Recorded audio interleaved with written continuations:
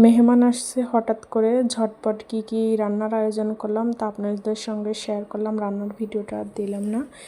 দেখেন এখানে একটু করে সমস্ত কিছু রান্না করা হয়েছে। রুটি বানানো হয়েছে, এটা সাদা আটার, আর কাচ্চি বিরিয়ানি করা হয়েছে, কবুতরের গোস্ত, শসা, লেবু, আর এটা কাবাব গোশের, মিষ্টি, ডিম, আর মুরগির রোস্ট করা হয়েছে।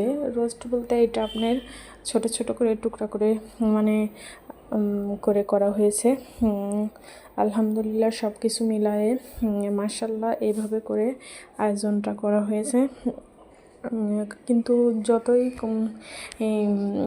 অল্প সময়ের মধ্যে করা হোক না, কিন্তু রান্না কিন্তু সেই অনেক সুন্দর হয়েছে। আর এই গোস্তের ভিতর নাগামরিচ দেওয়া হয়েছে, নাগামরিচের সেন্টটা গোস্তের স্বাদ মনে হচ্ছে দ্বিগুণ বেড়ে গেছে। এইভাবে করে সমস্ত রান্না একে একে করে শেষ করে নেওয়া হয়েছে। 2টা চুলাই করেছি, যার কারণে দ্রুতই হয়ে গেছে। এইভাবে ঝটপট আসলে রান্না করা হয়েছে। আলহামদুলিল্লাহ মেহমান আসা তো আল্লাহর রহমত, এসে যাতে সামনে খেতে দিতে পারি। তাড়াহুড়া করে এসেই আবার চলে যাবে, তাই তাড়াহুড়া করে যেটুকু করার পেরেছি আর কি, আল্লাহ করার তৌফিক দিয়েছে সেইটুকু করেছি। দেখেন আপনাদের সঙ্গে ভাবলাম ভিডিওটা একটু শেয়ার করি। দেখেন সমস্ত কিছু কেমন হয়েছে আপনারা কমেন্ট করে জানাবেন নিশ্চয়ই।